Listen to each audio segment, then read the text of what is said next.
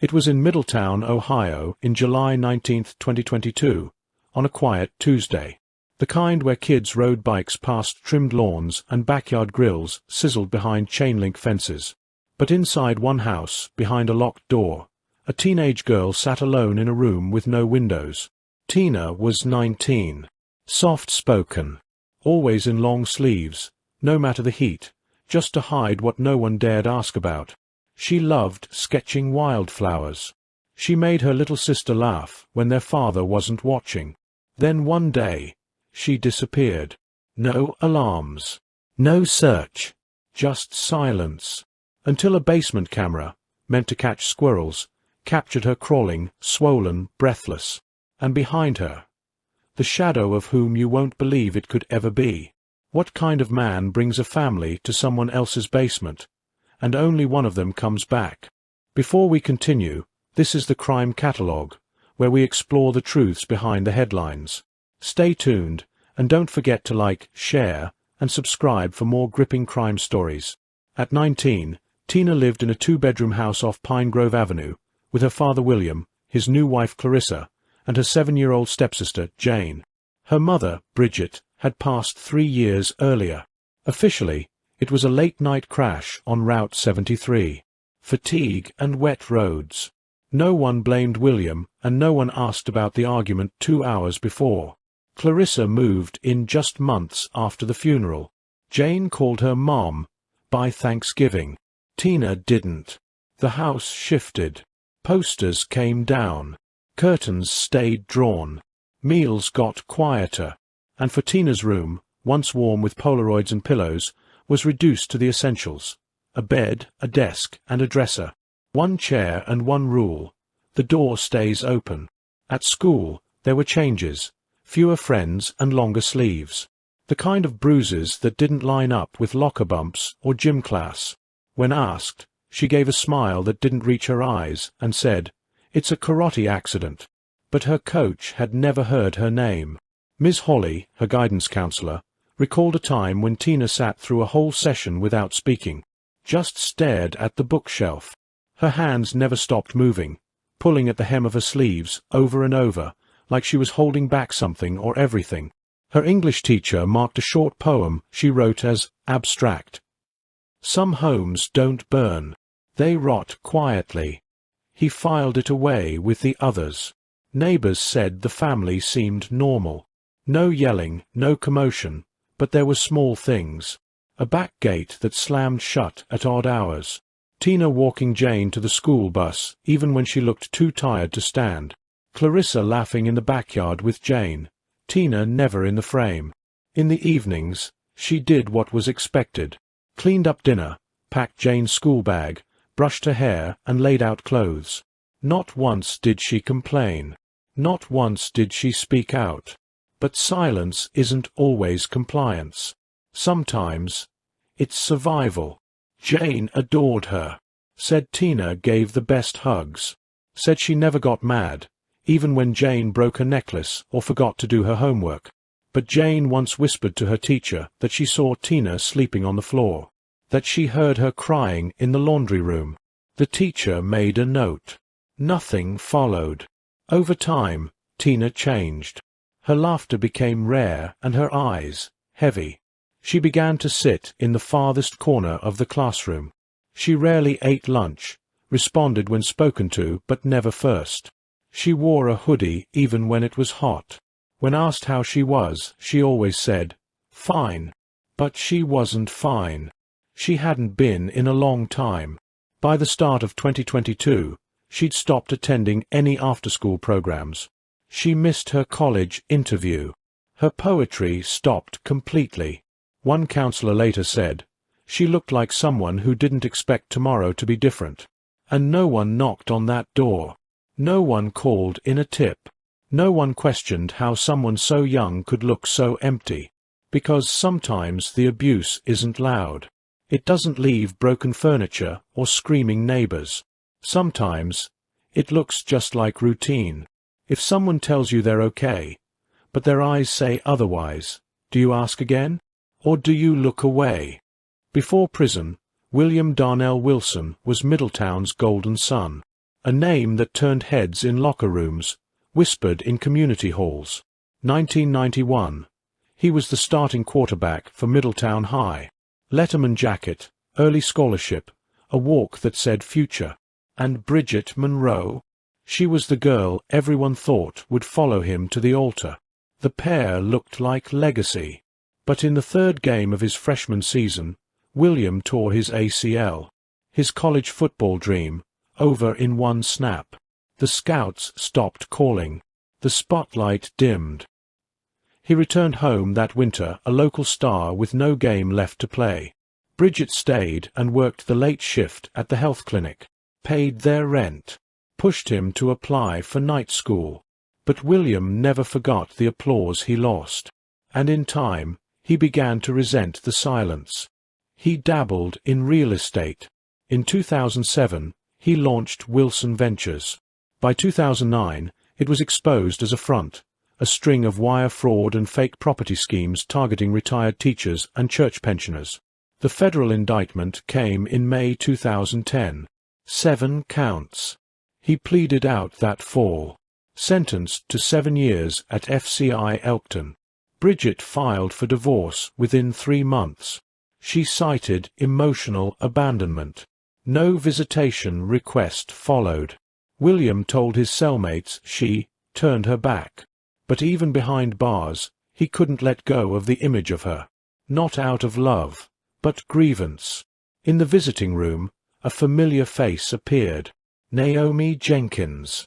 Years earlier, she'd worked reception at a title agency William used. Soft-spoken. Overlooked. She used to smile too long when William walked in. He liked that. They had been something of a secret before prison. But while he served time, Naomi wrote him letters every month. Waited for 7 years. And when Bridget was killed in a rain-slick crash off Route 73 in late 2019, just 3 years after William's release, Naomi moved in. By spring of 2020, she was Naomi Wilson, and she believed, at last, her story would begin. But it didn't, because Tina was still there, 16 at the time. Bridget's daughter. The same cheekbones, same quiet fire. And every day Naomi looked at her, she didn't see a stepdaughter. She saw competition. Ghosts don't leave when they're still walking your hallway. Tina never called her mom. That was enough. William's house became one of soft commands and heavy silences. He set the rules. Naomi enforced them. And Jane, just 11, picked up on more than anyone thought. She stopped sharing her crayons with Tina.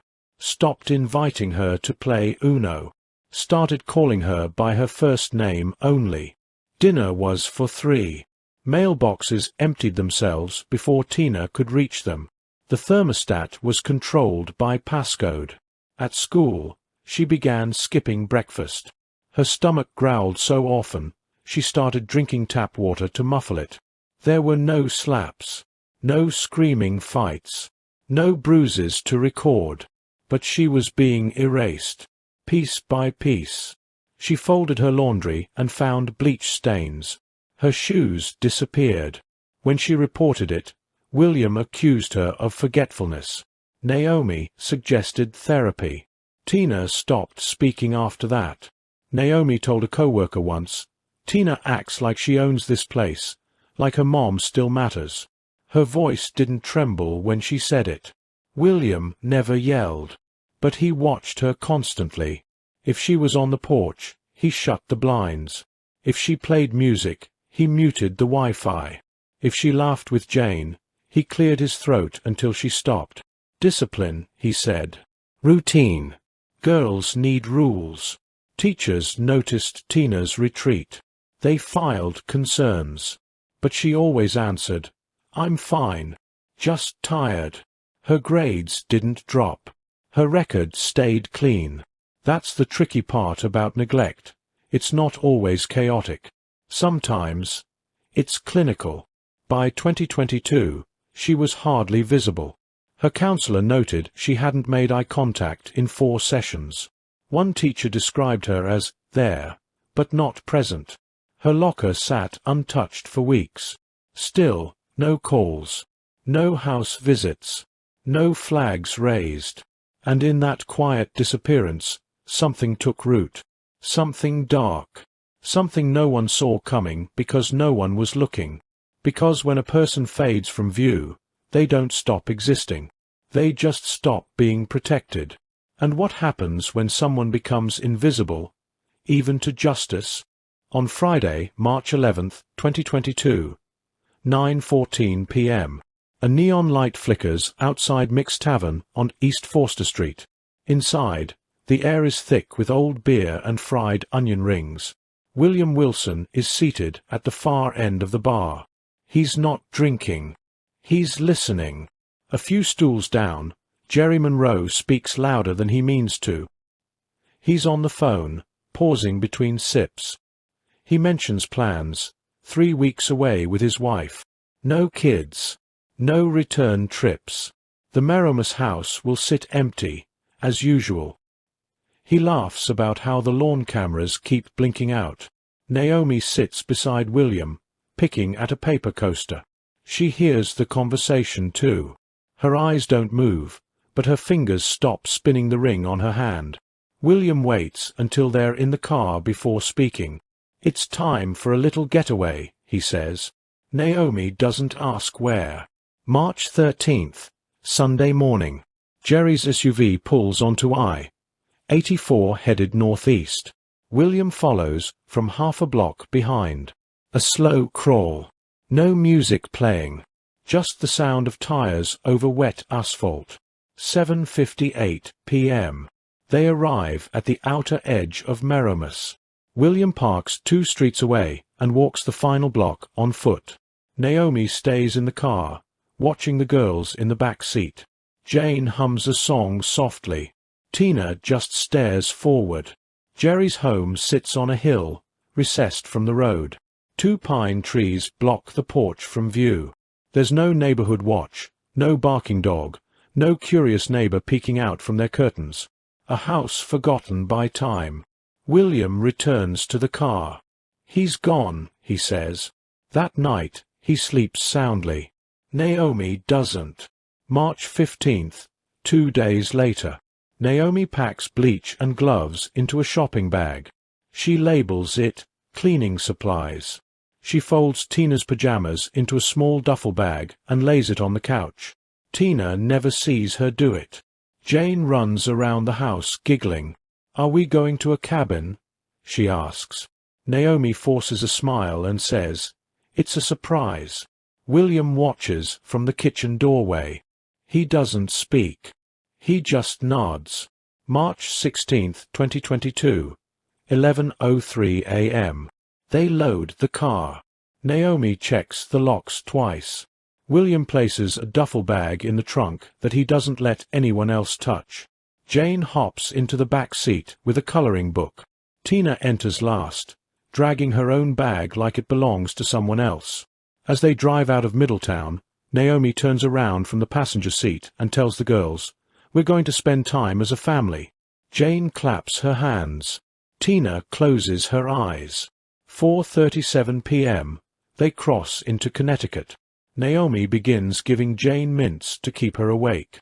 "Don't fall asleep yet, baby," she says. Jane nods, still cheerful. Tina doesn't speak for 112 miles. 7:42 p.m. They pull into Jerry's driveway. The porch light is off. Naomi switches it on. The glow spills across the gravel in front of the garage. William steps out and retrieves a small frog-shaped rock from beside the mailbox. Underneath it, the key. He doesn't hesitate. The door opens. The house breathes cold air. Naomi walks in first. Jane follows. Tina stands on the threshold for 3 full seconds before stepping inside. William surveys the living room, then the basement door. It's locked. For now. Naomi unpacks groceries she never intends to cook. She lines up candles. Not for scent, just for control. Jane runs upstairs yelling about which bed is hers. Naomi tells her to hush. William assigns Tina a room. No windows, no closet. She walks in without protest. She doesn't put her bag down. She doesn't unpack. That night, Naomi wipes the counters. Not because they're dirty, but because she needs her hands to stay busy. William sits on the couch and watches Jane draw in a sketchpad. There's pizza on the table. A half-full soda can. A lamp that flickers. Nothing about this place feels like horror. And that's the horror. At 9:11 p.m., Naomi goes to check the basement again. She tests the lock. Then she walks away. Outside, the house looks just like it should. Lights on. Curtains drawn. A father, a mother, and 2 daughters. A family on vacation. But inside, something else is happening. Something not yet named. Not yet stopped. Jane asks if they'll be roasting marshmallows. Naomi looks at her and says nothing. Tina hears this from the hallway. Her hands clench at her sides. And in that silence, something permanent is about to begin. They called it spring break. But it was never a trip. It was a sentence. And for Tina, it was already too late to ask for help. On Wednesday, March 16, 2022, 9:26 p.m., the basement of the Monroe house was never meant to hold people. It smelled of forgotten paint, sawdust, damp wood. A yellow cord ran along the wall but never lit. A single bulb dangled from the ceiling, swinging slightly with each footstep overhead. Tina Wilson was led down the wooden steps in silence. Not by force, not yet, but with a kind of quiet surrender. The way someone steps into water knowing how cold it will be. William shut the basement door. Naomi slid the lock across. Upstairs, Jane turned the volume up on the television. Cartoons danced on the screen. Laughter echoed through the floorboards. Downstairs, the air stood still. He began with rope. Wrist to the beam. Ankles to the chair. She didn't scream. The cloth in her mouth made sure of that. Only her breathing changed. Short, panicked, then shallow. William took a small bottle from his pocket and swallowed 2 pills dry. The label had long since been peeled off. Naomi walked past the basement door once. Then again. Never pausing. Never asking. Tina tried to look up at him, but her head wouldn't lift. Her body tensed, then curled inward. She shook, not from cold, but from knowing what couldn't be stopped. By the second night, the rope had burned lines into her wrists. Her lips were swollen from the gag. She had thrown up once, in the corner, behind the water heater. No one cleaned it. No one offered water. She stopped struggling. Upstairs, Jane asked if she could bring Tina a snack. Naomi told her no. Jane tilted her head and whispered, "Is she in trouble?" Naomi smiled. "She's just being punished." That night, Naomi played cards with Jane at the kitchen table while William went downstairs again. The sound of footsteps was the only thing that told Tina what time it was. Day 3, March 19th. Tina's body had begun to lose heat faster than it could recover. Her eyes stopped following the shadows. When William opened the door, she didn't look anymore. Her breathing came in shallow waves. Sometimes she coughed. Sometimes she didn't move for minutes. On the morning of the 3rd day, Jane walked to the basement door again. Just a peek. From her angle, she could only see Tina's feet, pale, unmoving, tied at the ankles. Naomi spotted her and gently pulled her away. "You don't need to see that, honey," she said. And then, she laughed. Jane laughed too, even though she didn't understand why. Tina hadn't spoken a word in over 50 hours. The silence was louder than screams ever could be. By the end of day 3, she stopped flinching. When he touched her, she didn't move. When he whispered, she didn't blink.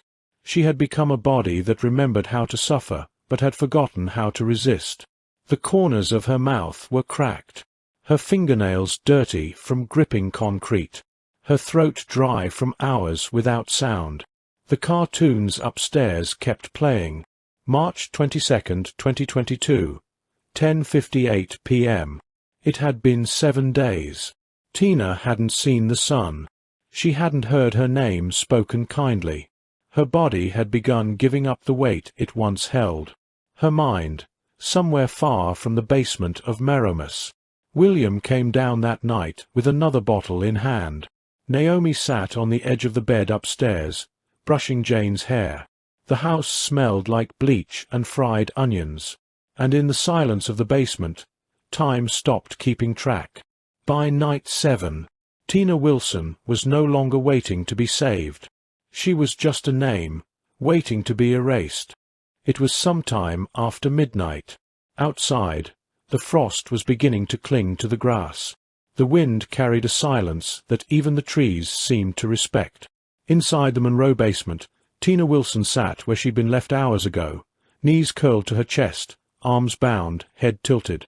Her skin was pale, her body weak, her breath shallow if it still existed at all.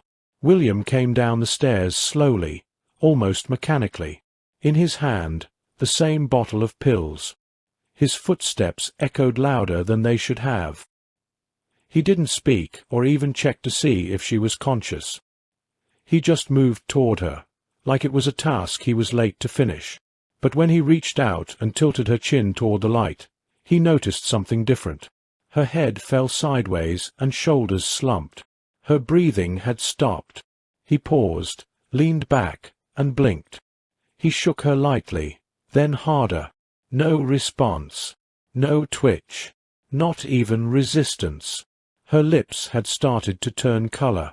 Her limbs were loose, not like sleep, like release. Tina Wilson was gone, and in the stillness that followed, even William didn't move. The silence wrapped around him like it was waiting for him to confess. Upstairs, Naomi stood at the top of the steps. The cartoon on the TV had finished long ago. The house was quiet. She had heard the lack of sound and somehow knew what it meant. When she descended the stairs, she didn't ask. She looked at the girl, then at the man beside her, and after a pause that felt like hours, she exhaled through her teeth, not out of regret, but maybe to keep from shaking. "Leave her," she said flatly. "It's done." There were no arguments, no plan spoken aloud, just movement. Naomi opened the windows.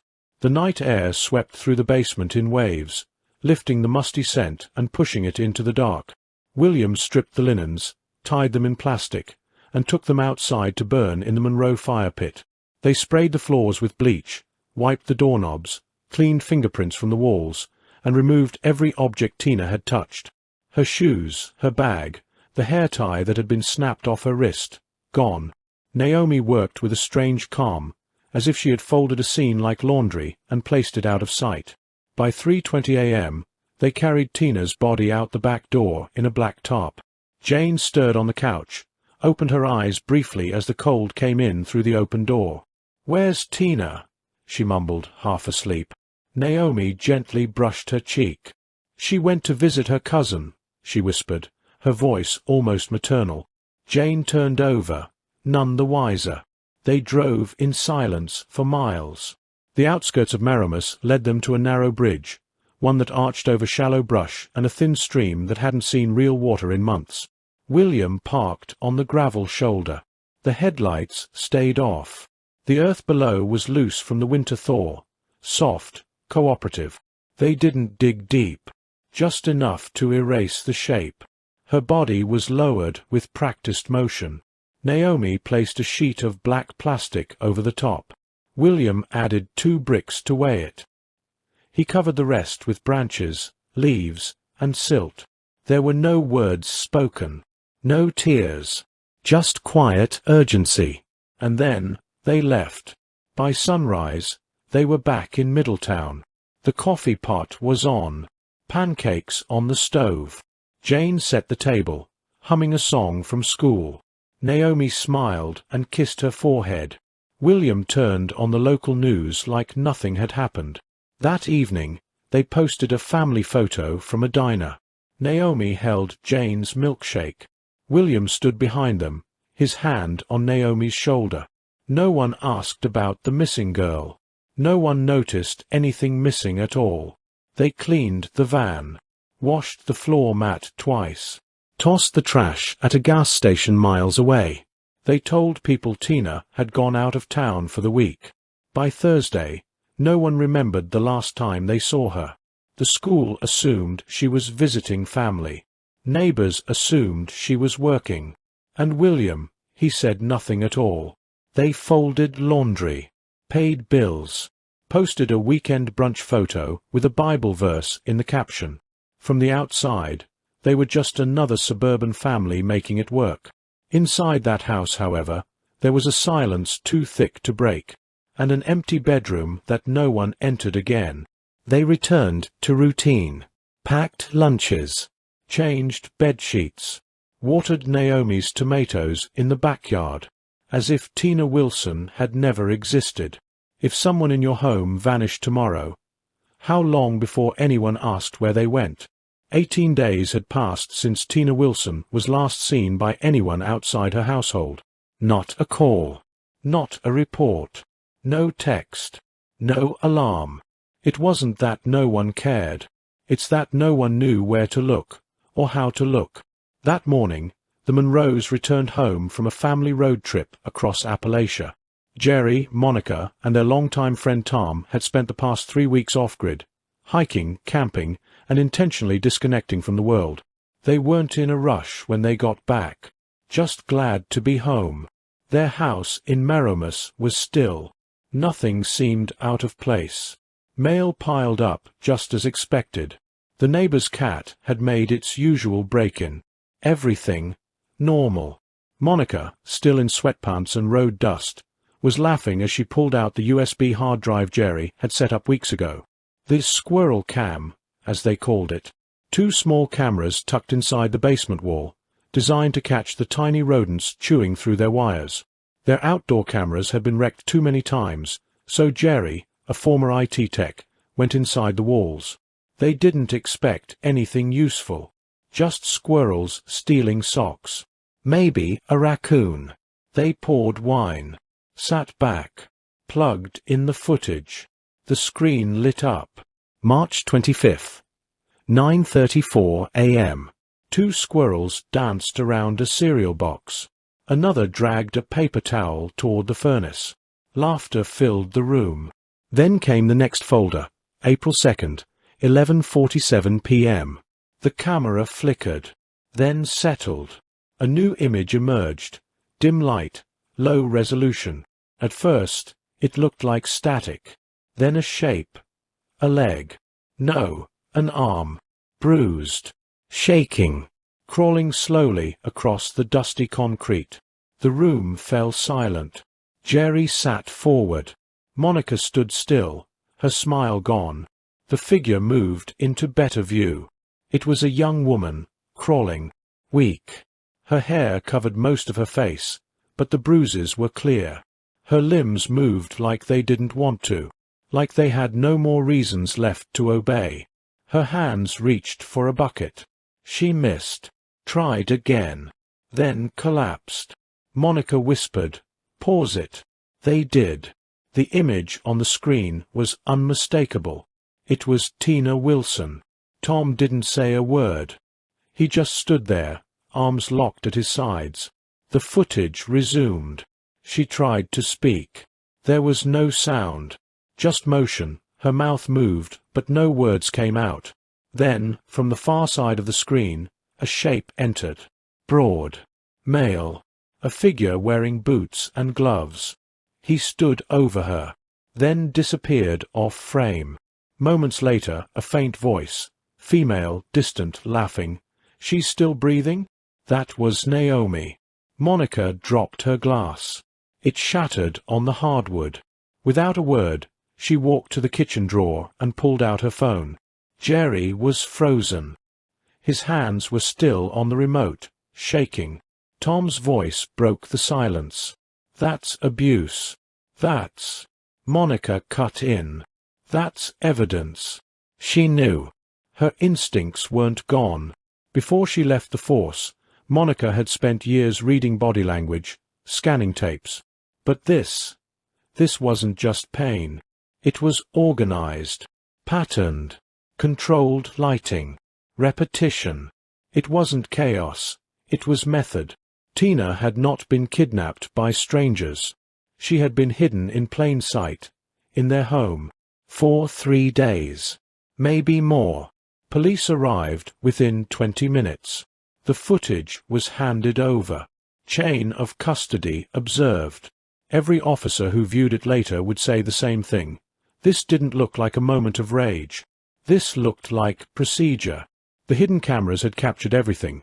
Tina's silent pleas, her physical collapse, Naomi's indifference, and William's shadow returning night after night. Investigators began cross-referencing the footage with timestamps from traffic cameras, toll booth logs, and mobile pings. Within hours, a pattern emerged. Middletown to Merrimack, unaccounted miles, matching dates. But back in that living room, all Monica could see was a girl they had never met, suffering just beyond their walls. She wasn't screaming, but her body was. Tina Wilson couldn't yell for help. But the walls remembered. The camera saw. What voices couldn't carry. Technology preserved. If your home remembered everything you couldn't say out loud, what would it show? It was a Tuesday morning in Middletown. Cool breeze. Quiet lawns. The kind of silence that belongs to neighborhoods where bad things don't happen. Or at least, people believe they don't. But something had shifted. Evidence had started speaking. And it was loud. 2 days earlier, Jerry had handed over the footage from his basement's hidden wall camera, originally installed to catch squirrels. What investigators found wasn't wildlife. It was horror. It was visual testimony. Tina, crawling, blood along her thighs, her mouth gagged, her face unrecognizable, a man's silhouette appearing again and again, a woman's voice, faint, laughing, a child skipping by in the background. It was enough. By dawn on April 12th, local police, backed by county investigators and forensics techs, had begun tracing their physical evidence. They started near the bridge in Merrimack, where a detective noted flattened grass that seemed unnatural. A forensic tech crouched down. Less than 3 feet from the embankment, she spotted shallow tire impressions. She took out her tape, knelt closer. Tread pattern matched. Size 17 Michelin Defenders. A common brand, but not insignificant. Later that day, they ran that tread through a cross-reference system, linking it to a black 2012 Ford Explorer registered to William Wilson. That same afternoon, another team followed up at the burial site. A cadaver dog named Buck barked once, then lay flat, nose pressed to the soil. The dig was slow. The soil was moist and layered with dead leaves. 1/2 meter down, they found her. Tina's body had begun to decompose. Her hands were tied. A strip of cloth, saliva stiffened, still bound her mouth. The autopsy would later confirm a fractured hyoid bone, signs of infection, internal trauma, and clear indicators of starvation. But her fingernails told another story. Several broken, some missing entirely. They found skin fragments under them, later matched to William. There was no doubt now. DNA from the discarded linens confirmed both William and Naomi's presence during the acts. The prosecutor didn't hesitate.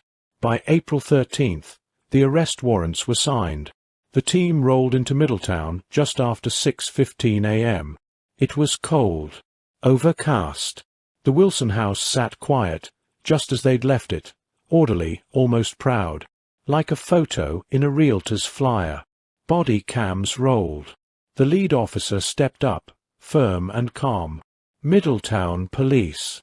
Mr. and Mrs. Wilson, open the door. No answer. Then came the battering ram. The sound of glass collapsing, wood splintering. Inside, chaos bloomed. Naomi stood in the hallway, frozen in mid-step, still in her robe. Her coffee sat steaming on the kitchen counter. She didn't run. She didn't ask why. William was by the dining table, unmoved. His eyes tracked the officers, not with panic, but something colder, like he was watching someone else's arrest. He made no attempt to run. He raised both hands slowly and said just one thing. "You got what you came for." They cuffed him. Double-locked. As they led him out the front door, a quiet voice echoed from upstairs. "Where's Tina?" Jane, just 7, standing barefoot on the carpeted steps, holding her stuffed giraffe. She stared down, blinking slowly, her face confused, but not afraid. She'd heard her sister's name. She hadn't heard it in days. The officers exchanged glances. One stepped forward, gently ushering her back as the Department of Child Services took custody. Meanwhile, Naomi was escorted to the squad car. When asked if she wanted to speak to an attorney, she nodded. But in the patrol car, as she sat alone, something cracked. She whispered to herself first, then louder. He said it wouldn't be this bad. He said no one would find out. Detectives leaned in. She didn't look at them. She just stared ahead. "It was him," she finally said. "He did everything. He planned it. He hated that girl. I didn't even go down there." Then she paused. Her voice, this time, calmer. "But maybe I should have stopped him." Hours later, William sat across from 2 detectives. Small room. No windows. One camera. A cup of coffee sat untouched. He didn't ask for a lawyer. They placed photographs in front of him. Tina in the hospital gown, Tina's grave, the video stills from the basement. He looked at each for exactly 3 seconds. Then he leaned back and said, "You ever raise a kid who wasn't yours? That's not as easy as you people think." He showed no remorse, no confusion, not even guilt, just fatigue. When pressed about Naomi's statement, he snorted. Naomi? She was there. She watched the whole thing. Sometimes she'd laugh. Sometimes she didn't. The detectives asked why. His answer: "She looked too much like Bridget. Same mouth. Same damn attitude." That was all he gave. By April 15th, the charges were finalized. William Wilson, first-degree murder, aggravated sexual assault, kidnapping, torture, abuse of a corpse, child endangerment, premeditated conspiracy to commit felony acts. Naomi Wilson, accessory to murder, child endangerment, obstruction of justice, willful neglect, conspiracy. Jane was placed with a foster family under protective watch. Her testimony would later be sealed, but one line from her psychological evaluation would be cited often in court. "When Tina was in the basement, I was told not to feel sorry. I tried not to. But sometimes, at night, I heard her. I still hear her. Some crimes happen in the dark. Others happen with the blinds open, the cartoons on, and a child 2 rooms away." William Wilson didn't raise a daughter. He erased one. And Naomi didn't kill anyone with her hands. But she killed with her silence. How do you sentence a man who kept smiling after burying a child? And how do you judge a woman who never once lifted a hand, but never lifted a finger to stop it? In Butler County, Ohio, the heat pressed against courthouse windows like it had something to say. The date was August 9, 2022, and for the first time in nearly a year, the name Tina Wilson was going to be spoken out loud in a room where it couldn't be ignored. It was standing room only inside courtroom 4C. Locals, reporters, advocacy groups with printed signs. At the front, Judge Alton Bramer, a man known for 2 things, his silence and his memory. At the defense table sat William Wilson, grey sweatshirt under his blazer, unshaven. His face was unreadable, not cold, not anxious, just still, like someone who decided long ago that showing emotion was a kind of weakness. 2 seats away, Naomi Wilson, dressed sharply, lips pressed, her hand resting tightly over a folded tissue she never used. Across the aisle, the prosecution began the case with no monologue, no spectacle. Instead, they pressed play. Screen, surveillance footage, Jerry's hidden basement camera. The image flickered. Grainy black and white. Rodents at first, yes, the squirrels Jerry had joked about. But then, another form. Human. Small. Bare knees scraping the floor. Eyes sunken and wide. Duct tape across the mouth. That was Tina. Her arms shook trying to lift herself. The timestamp reads 11:13 p.m. Then another figure. A man's silhouette blocking the dim light above. A voice. "You're still awake." Gasps rose from the gallery. The camera cuts. The silence thickens. The judge, unmoved, instructs the jury. You are to review this with the impartiality of law, but not the absence of humanity. The defense tried to file a motion to suppress the footage, arguing it was prejudicial and emotionally manipulative. But it was denied. The judge noted that what the court was seeing, Tina's reality, had already been edited by silence for too long. Naomi's plea hearing. Before the jury could even settle into the rhythm of opening arguments, Naomi Wilson stood. "I plead guilty, Your Honor, to child endangerment, and to obstruction." Her voice quivered for the first time. "But I didn't kill her. I didn't." She was cut off by her own breath. Her lawyer pulled her back. The court murmured. But no one forgave her. William's defense strategy. William, by contrast, remained silent. When asked to plead, he spoke into the mic without looking up. Not guilty. His attorney spun a tale. This was a tragic death. A father with a difficult child. A misjudged punishment. There was no intent, no violence, just discipline. And she got sick. That's all. The prosecutor's eyebrows barely lifted. The jury shifted in their seats. Witness testimonies. The parade of witnesses began with Mrs. Adkins, the school counselor. She came in once with her elbow swollen. Said she fell. Another time it was her ankle. Always an accident. Always alone. Did she ever tell you she was afraid? The prosecutor asked. No. But her silence did. Mr. Randall, Tina's sixth-grade teacher, remembered her love for mystery novels. She once asked if villains always go to jail. I told her, in books, yes. In life, not always. There was a pause. No one laughed. Dr. Lorne Bell, the forensic pathologist, reviewed every injury Tina suffered. She had bruises in different stages of healing. Malnutrition. Scarring consistent with restraint. The cause of death was asphyxiation from prolonged pressure on the chest. This wasn't a one-time act. It was layered. Sustained. Even the defense couldn't cross-examine for long. They had no ground. Jane's testimony. Tina's stepsister, Jane, did not appear in person. Her words were read aloud by a court-appointed therapist. Daddy said Tina was bad, that she reminded him of someone who ruined his life. Mommy said Tina didn't belong to us. I once asked if we could let her out. Mommy said no. The room froze. Deliberation and sentencing. On August 30th, after 3 weeks of testimony and over 300 pieces of evidence, the jury took just under 5 hours to return with a verdict. Guilty on all counts. Aggravated murder. Kidnapping. Rape. Endangering the welfare of a child. The judge's voice remained level as he read the sentence. William Wilson, you showed no regard for human life.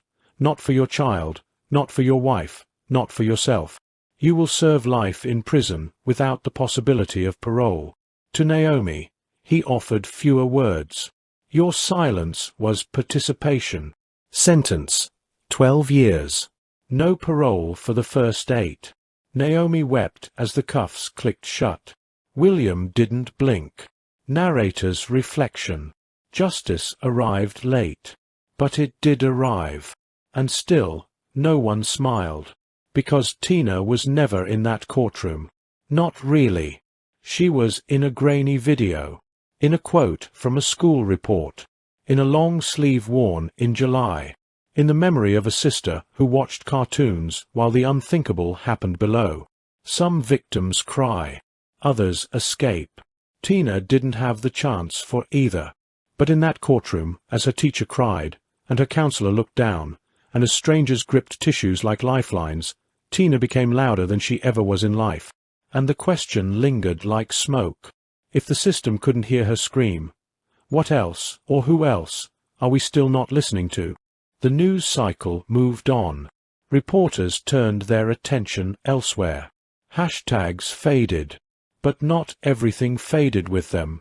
Weeks after the sentencing, a cardboard box was discovered during a child welfare assessment of the Wilson home. It had been tucked behind a loose panel inside a closet in Tina's room. Inside were 3 worn notebooks, spiral-bound, the pages smudged with age, most written in pencil, some in crayon. The first page said nothing at all. Just a small drawing, a girl standing at the edge of a cliff, her hair blown sideways by invisible wind. No caption. No name. But the emptiness around her said enough. Tina's journals weren't stories. They were survival. They were a quiet record of a child who was never heard. Some entries were just a sentence or two. Others rambled with misspellings and crossed-out lines, as if her hand didn't move fast enough for her heart. In one she wrote, "Sometimes I pretend I'm not here. In my head, I live near a beach. My mom never left. I eat lunch with my sister and we laugh at stupid things. Nobody watches me like I'm the problem."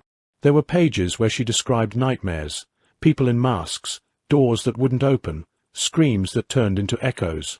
But just a few entries later she wrote, "One day I want to help little kids, like at daycare, or the hospital, somewhere nice." There was a dream, buried underneath the pain. And that's what hurts the most.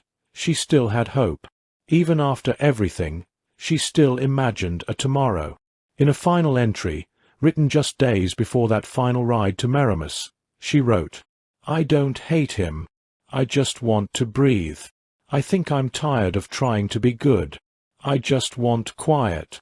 I don't think I was meant to take up this much space." And with that, the last pencil stroke faded off the page. The flashbacks, once faint, now return with clarity. Tina and Jane in their room, dancing with bare feet on a squeaky wooden floor. Tina outside, drawing the word home in pink chalk on the sidewalk, her letters wide and hopeful before the rain came down and washed it away. She had dreams, not grand ones, just normal ones, just human ones. The teacher who once said Tina never raised her hand, remembered something else.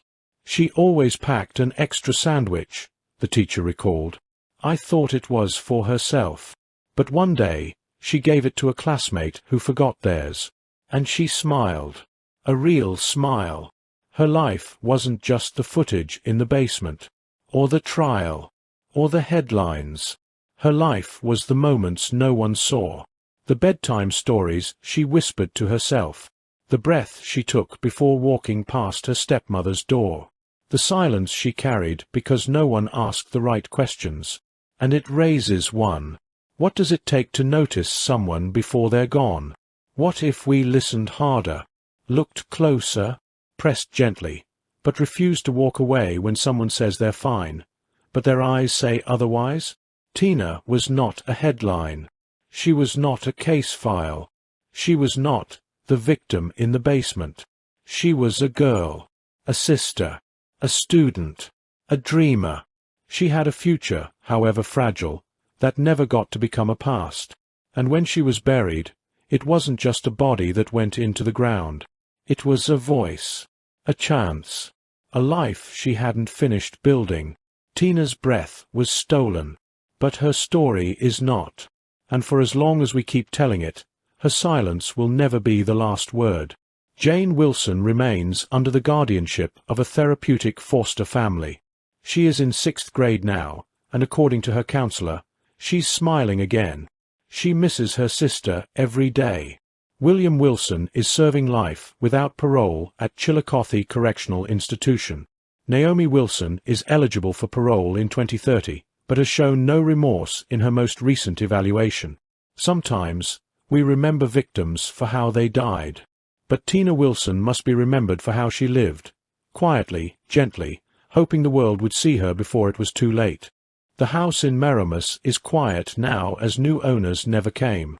The lawn grew wild. Boards creaked even without wind. But in the basement, the motion sensor light still flickers, and every time it does, Jerry stands still. He doesn't go down there anymore. He just listens. Jane was placed in protective care, far from Middletown. She asks about her sister often. She remembers her songs, the dancing, the way Tina used to brush her hair, even when she was tired. Sometimes, she says she still hears her voice in her sleep. Sometimes she wakes up crying and can't explain why. Naomi was sentenced to 18 years. In court, when asked if she had anything to say about Tina, she stared ahead and replied, "She wasn't my problem." William said nothing. Not in the courtroom. Not in his holding cell. The man who once charmed a town now stares at walls with the same blankness he once reserved for his stepdaughter. But silence isn't emptiness. Silence holds memory, pain, and questions that never got answered. Why didn't anyone check? Why did no one press harder? Why did her eyes stop mattering? The last time anyone saw Tina alive was through a hidden basement camera meant to catch squirrels. No one heard her voice. But her story was still recorded. Now, it plays on repeat. In a world where silence screams louder than words, how many more voices are we not hearing? If Tina had been your daughter, your sister, your friend, would you have seen her? Or would you have looked away? This has been the Crime Catalogue. Comment, like, and subscribe to hear the stories that must be told. And most importantly, share this video. You never know who might need to hear it. Drop your thoughts in the comments. If you were Tina, what would you have wanted someone to do? And if you see something, please say something. The silence isn't safe.